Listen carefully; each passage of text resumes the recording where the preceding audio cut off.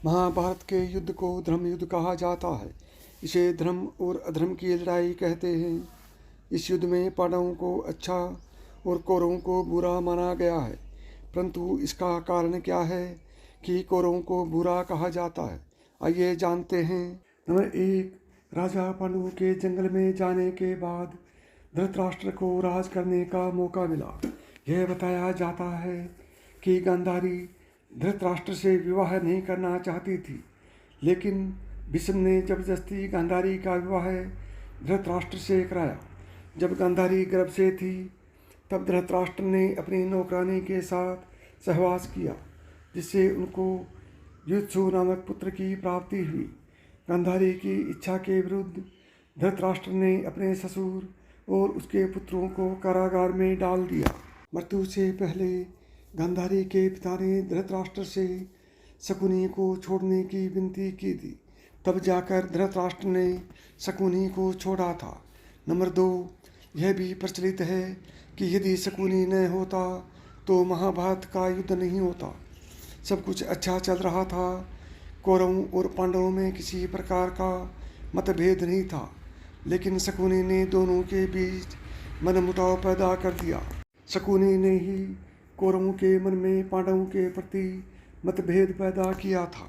शकुनी ने दुर्योधन सहित धृतराष्ट्र के सभी पुत्रों के दिमाग में छल कपट और ईर्ष्या की भावना को उजागर किया।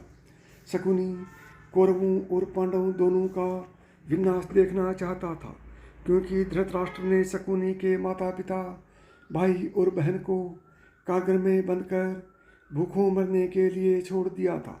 नंबर 3, भीष्म एक महान योद्धा थे, लेकिन उन्होंने धर्म का साथ न देकर शासन का साथ दिया। जब भरी सभा में द्रौपदी का अपमान किया जा रहा था तब भीष्म चुप बैठे थे। भीष्म ने सब कुछ जानते हुए भी दुर्योधन और शकुनी के इस अनैतिक और छलपूर्ण खेल को चलने दिया। नंबर 4, दुर्योधन की सोच बहुत ही अधर्मी थी। उसके अहंकार और लालच ने सभी को युद्ध में झोंक दिया, इसलिए दुर्योधन को महाभारत युद्ध का मुख्य कारण माना जाता है।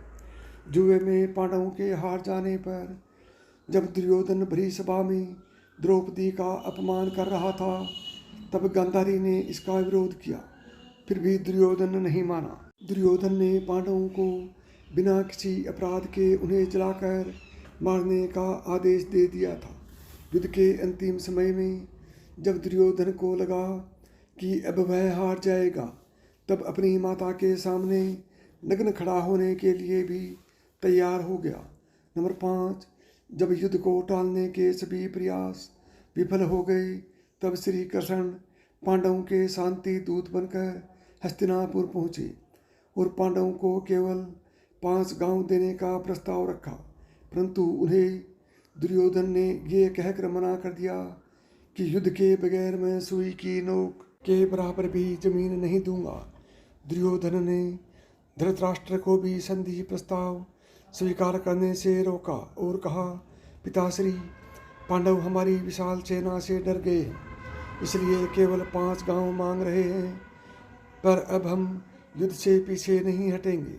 धृतराष्ट्र ने समझाया, पुत्र, यदि केवल 5 गांव देने से युद्ध टल जाता है तो इससे अच्छा क्या हो सकता है, इसलिए अपना हट छोड़कर पांडवों से संधि कर लो ताकि युद्ध टल जाए।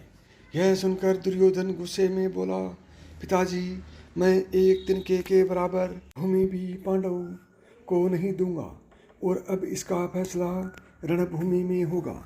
अंत समय में दुर्योधन ने मरते वक्त अपनी हार का कारण श्री कृष्ण को बताया।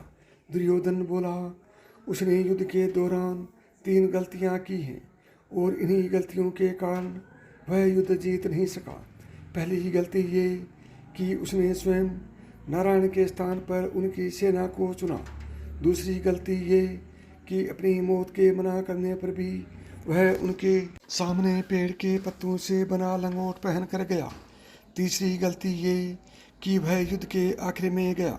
यदि पहले युद्ध में सम्मिलित होता तो कई बातों को समझ सकता था और शायद उसके भाई और मित्रों की जान बच सकती थी। दुर्योधन की बातें सुनकर श्री कृष्ण ने दुर्योधन को समझाया, हार का मुख्य कारण तुम्हारा अधर्मी व्यवहार और अपनी ही कुलवधू का चीरहरण करवाना था। तुमने स्वयं अपने कुकर्मों से अपना भाग्य लिखा।